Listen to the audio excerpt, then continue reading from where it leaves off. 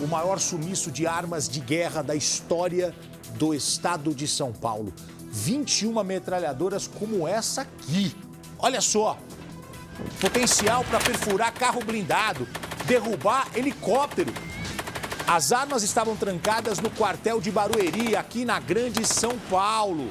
E um mistério, quem tirou essas armas de lá?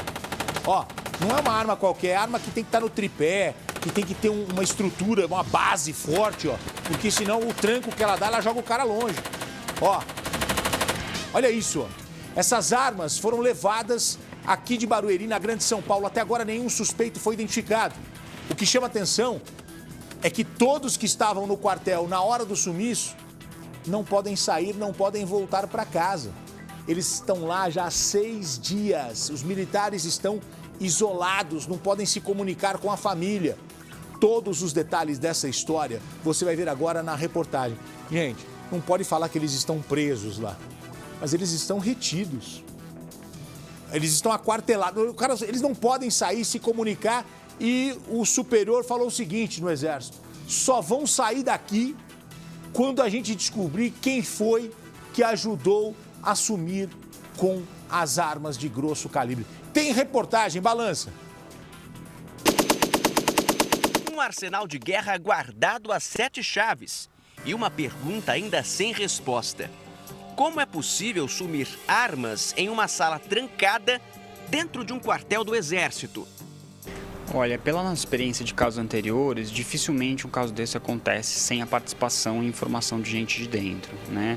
Mas para além disso, pensando na quantidade que foi levada e no tipo de artefato, isso também certamente teve um apoio logístico, um planejamento e financiamento também do crime organizado. Ninguém rouba esse tipo de arma para depois procurar um comprador. Isso já é feito com uma encomenda.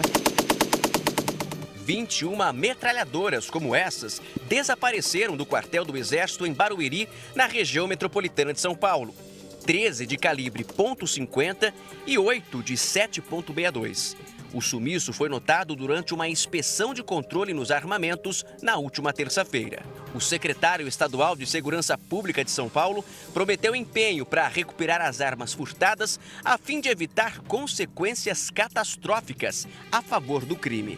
Com uma arma dessa, você consegue deixar inoperante um batalhão inteiro de polícia militar, né? A gente não tem nas polícias blindagens de viaturas ou mesmo armas que possam fazer frente a esse tipo de metralhadora, né? Para além disso, tem um outro problema que é, por exemplo, a questão de segurança das autoridades. A gente não tem, por exemplo, também grandes autoridades brasileiras que tenham proteção balística para resistir a uma arma desse tipo, né? Então, é um problema. É um tipo de ameaça que, como eu disse, afeta a segurança pública nacionalmente e afeta inclusive a capacidade do Brasil de fazer a sua defesa nacional, porque a gente está falando de armas que são utilizadas normalmente somente por forças armadas.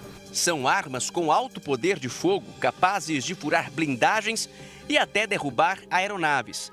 As metralhadoras calibre .50 são equipamentos que interessam facções criminosas que costumam alugar armas de alto calibre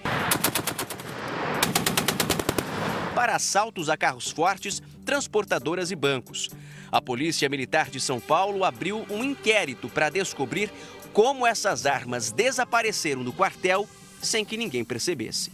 As metralhadoras tinham sido recolhidas há pouco tempo e estavam no setor de manutenção, que também é responsável por se desfazer e destruir as armas que já não têm mais conserto. O Exército informou ainda que os cerca de 480 militares vão permanecer dentro do quartel até que a investigação seja concluída. As tropas agora devem permanecer no quartel e não podem voltar para casa nem para ver as famílias. Já são 6 dias que os militares estão isolados.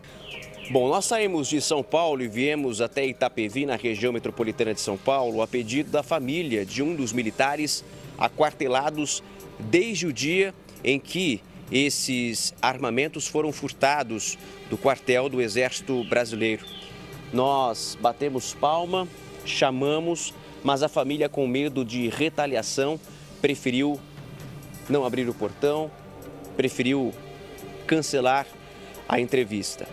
Desde o furto desses armamentos, os familiares não estão tendo contato com esse militar.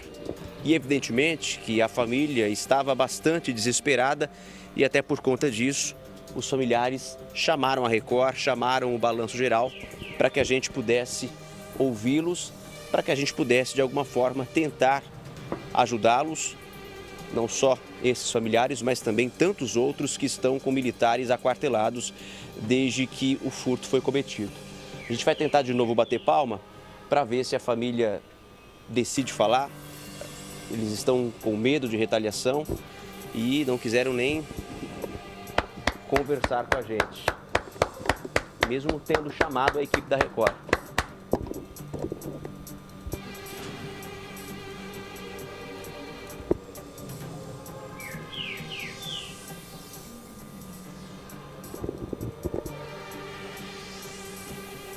De fato, aparentemente não tem ninguém, ou se tem, eles não quiseram falar com a gente. Na entrada do Exército, a movimentação de parentes é grande. A maioria chega carregada de roupas limpas, água e comida. Nenhum familiar quis gravar entrevista, mas contaram que conseguiram entregar os alimentos e conversar com os militares que estão dentro do quartel. Eles estão sendo ouvidos pela corporação que investiga o sumiço do armamento. Esse já é considerado o maior desvio de armas registrado pelas Forças Armadas na história. Até então, o último roubo de grande proporção aconteceu em março de 2009, quando 7 fuzis foram roubados do quartel de Caçapava, Minas Gerais. Na ocasião, criminosos armados invadiram o batalhão, renderam os militares e levaram o armamento. Até 3 meses depois do crime, as armas tinham sido recuperadas pela Polícia Civil. Criminosos também tinham sido presos, entre eles um militar suspeito de ter dado apoio à quadrilha. Essas armas que saíram de Caçapava já estavam no Vale do Paraíba, no litoral norte, o que mostra que muito rapidamente o crime organizado, se não for cercado e tiver um bom trabalho de inteligência, ele consegue espalhar essas armas em vários locais, dificultando muito o trabalho de recuperação. Então, o que a gente recomenda é que esse trabalho ele não pode ficar restrito só no Exército. É preciso que o Exército convide as instituições, especialmente que trabalham com investigação, então estamos falando de Polícia Civil e Polícia Federal, para que consigam, numa atuação conjunta, recuperar essas armas. Gente, esse assunto é seríssimo. As armas estão nas mãos erradas neste momento. E não é uma arma qualquer. São armas de grosso calibre, capaz inclusive de derrubar helicóptero, de furar blindado, aqueles... Como é que chama aquele carro? Carro forte. Carro forte, né? Essa ponto 50. A suspeita é que elas foram sendo retiradas uma a uma, porque a outra vez houve um assalto, entraram, dessa vez não teve roubo, não teve nada.